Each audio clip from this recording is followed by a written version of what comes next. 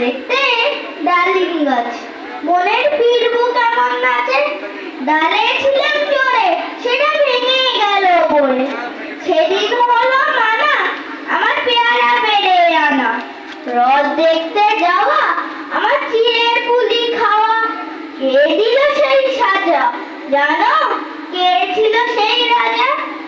এক যে ছিল রানী, আমি তার কথা সব মানি। সাজার খবর পেয়ে আমায় দেখলো কে বলছে, বলতে না তো কিছু, কেবল মুক্তি করে নিচু।